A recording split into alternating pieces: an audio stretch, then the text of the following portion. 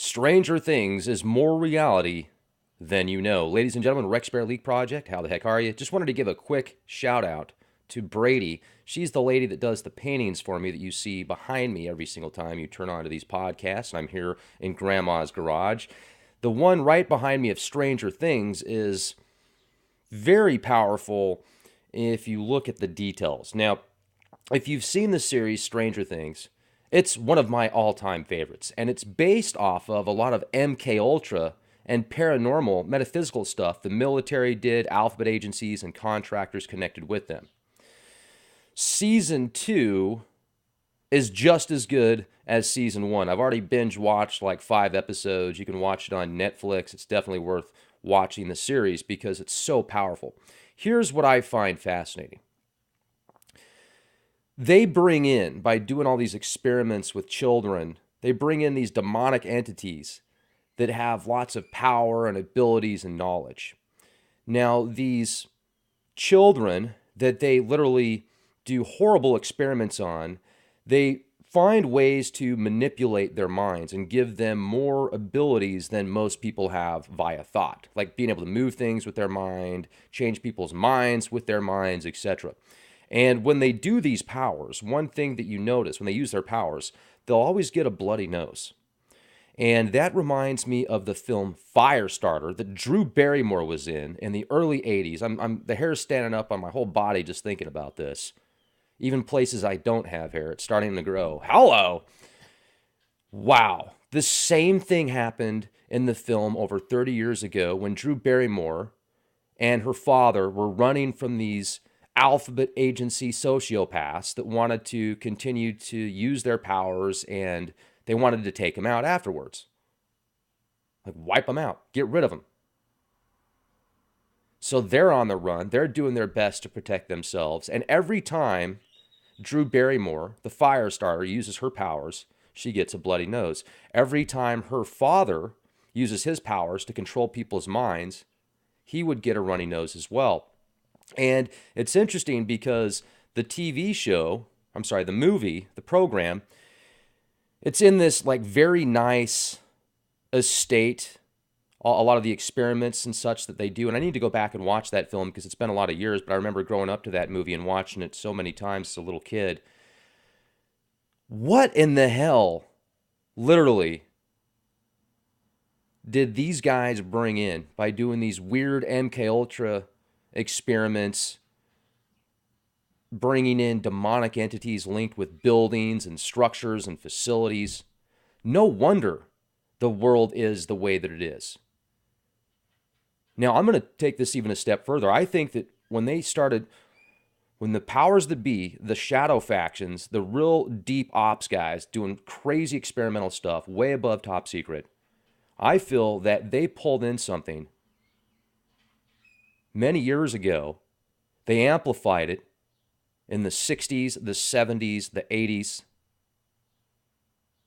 And 2001, I feel that they brought something really dark and extremely powerful in with those rituals that they did. September 11th, 2001, the Twin Towers, the Pentagon, Flight 93, look up the significance to number 93. And I feel that they might have brought something in that they can't control. There literally could be entities like intergalactic demons sucking on the life force of this planet and people in it right now. And I also think about an interview that I did with Alexander a couple weeks ago when he talked about how some of these entities in the Kabbalah, like Metatron as an example, I said, could Metatron be the moon? And he laughed at me. And then I gave him my reasoning to that. But you know what? I see his mindset now. And I see why he laughed at me, actually, because I think that some of these entities that are talked about in the Bible and in some of these ancient scriptures, like Metatron as an example, as Enoch goes up into heaven and becomes Metatron, this huge, huge entity. That's why I say it could be the moon, but it's described as even bigger than the moon. Imagine things in different dimensions that you don't see with the physical eyes. Imagine the size and the mass of some of these entities that we just don't pick up because our physical eyes aren't designed and tuned in with the frequencies that we have unless we exercise our third eye and different parts of our mind. We're not going to see stuff like that. So imagine in the netherworld or in the underworld or the other side, one of the other sides, one of the many sides, literally just a few degrees away via tuning, with entities that literally orchestrate and manipulate this physical domain, this low vibrational domain that we're in right now. And what if by doing these experiments with children, and who knows what else, it tapped into these things, it found a way to open something, maybe the Babylonian workings that Crowley and Parsons and Hubbard were a part of. There was two separate Babylon workings, I think. There was one in the early 1900s, or the 1918 approximate time frame, maybe 1913. And then there was another set of exercises and occult practices and rituals that were performed with Parsons later on. I don't remember the exact dates. But this stuff is recorded. Matter of fact, let me look it up real quick while you guys are here, just to get the dates. Babylonian workings. The Babylon working, 1946. Rituals performed from January to March 1946. Pioneer rocket fuel scientist, the rocket man himself, Jack Parsons, the original rocket man, L. Ron Hubbard. Their project was based on the ideas of Aleister Crowley from 1917. There we go. The Moonchild novel that describes the rituals that took place, the project in 1917. So that's what the Babylon working is. It is a continuation of the work of Crowley from 1917. I was pretty close. I think I said 1918 and then 1913. Now the Babylon working rituals was to bring in, through sexual magic, the Scarlet Woman. Wow. I mean, maybe that's why we're in this perpetual state of war. Maybe that's why giant corporations profit off of using aborted baby cells for flavor enhancers. Maybe that's why 5G towers are going to be popping up all over residential areas, commercial areas, industrial areas, emitting high-powered electromagnetic frequencies up to the 20 billion gigahertz range. I mean, this is just crazy, folks. So we are at 7.83 hertz, approximately. Times that by 20 billion, times that by 4 billion. Then you're getting into these frequencies that are being emitted by some of these 5G emitters. And you still got 4G, 3G, everything else G. Pick yourself a cheap EMF for $30 and you can see some of the lower frequency bands, how powerful they are in areas that they shouldn't be and how much energy they're emitting. It's just unbelievable. If we are in some type of war right now where demonic forces, giant, powerful, intergalactic, interstellar, literally interdimensional entities of extreme powers, that the powers that be promise, okay, we'll make a deal with these guys just to see what can happen. I doubt they realize the consequences. I doubt they realize the consequences when this happened. So maybe they did. Maybe they wanted this to happen. Maybe they were possessed to make this happen. It reminds me, I am going to just do a quick spoiler, a little spoiler. Season 2, Stranger Things. When Will is the kid that gets taken by this force in the first season, and he hides from this entity, and he makes it out alive, just barely alive, back to this side. He went to the other side, he comes back to this side, he's still alive. Well, in season 2, this entity, this shadow entity that is just huge and powerful, it found a way to put a spore in him. So when he made it back to this side, he pukes it out on the last episode, and then this thing takes off. he was basically a part of this thing is spawning from the other side into this world. And it finds a way to possess his body physically because it can't interact with this side because of the dimensional differences. So it finds a way to possess him, and he sees through it and he feels through it. So he knows stuff that he just shouldn't know. It's because this energy is inside of him. Imagine all these times throughout history where people claim to have been possessed by something or someone, and they knew things that they just shouldn't know. You ever wonder how many different entities are latched onto people and they don't even realize it?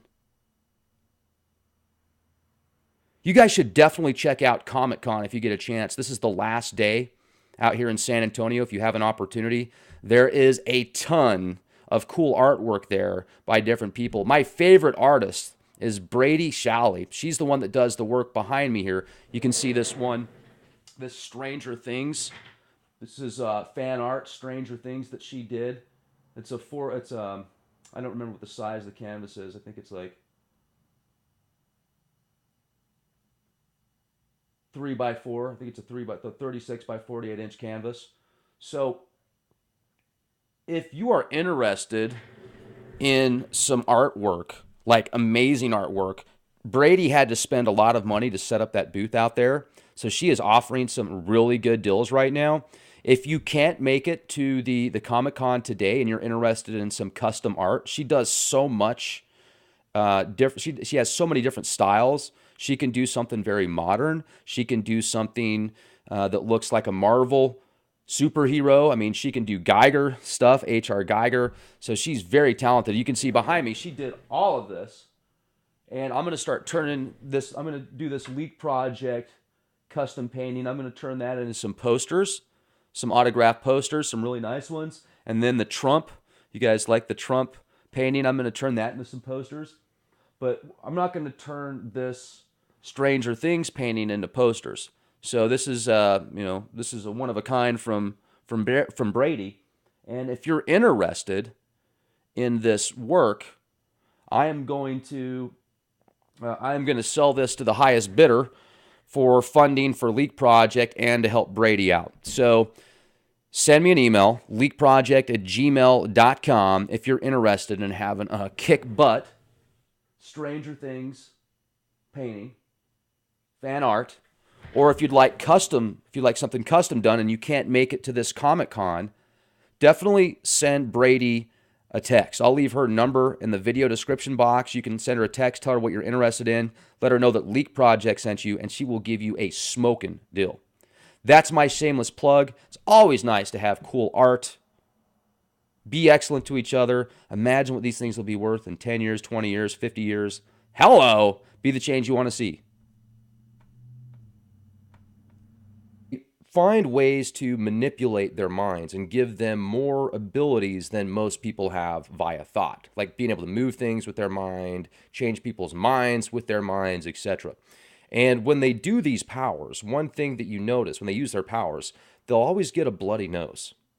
And that reminds me of the film Firestarter that Drew Barrymore was in the early 80s. Now, if you've seen the series Stranger Things, it's one of my all-time favorites, and it's based off of a lot of MK Ultra and paranormal metaphysical stuff the military did, alphabet agencies, and contractors connected with them. Season 2 is just as good as Season 1. I've already binge-watched like 5 episodes. You can watch it on Netflix. The hair's standing up on my whole body just thinking about this. Even places I don't have hair, it's starting to grow. Hello! Wow. The same thing happened in the film over 30 years ago when Drew Barrymore and her father were running from these alphabet agency sociopaths that wanted to continue to use their powers, and they wanted to take him out. Stranger Things is more reality than you know. Ladies and gentlemen, Rex Bear Leak Project, how the heck are you? Just wanted to give a quick shout out to Brady. She's the lady that does the paintings for me that you see behind me every single time you turn on to these podcasts, and I'm here in Grandma's garage. The one right behind me of Stranger Things is very powerful If you look at the definitely worth watching the series because it's so powerful. Here's what I find fascinating. They bring in, by doing all these experiments with children, they bring in these demonic entities that have lots of power and abilities and knowledge. Now, these children that they literally do horrible experiments on, they